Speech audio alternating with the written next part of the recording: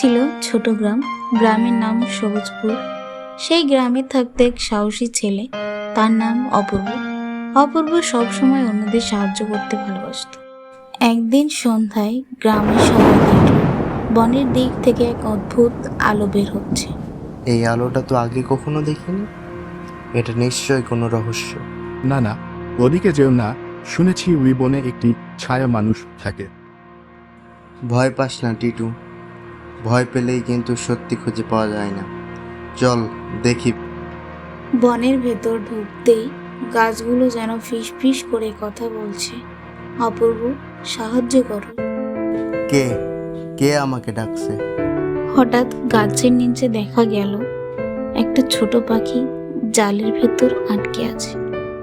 ও, তোমাকে বাঁচাতে আমি আসছি। অপূর্ব পাখিটাকে মুক্ত করে। তুমি আমাকে বাঁচালে অপূর্ব। আমি রাতের পাখি মিনি। তোমাকে ধন্যবাদ।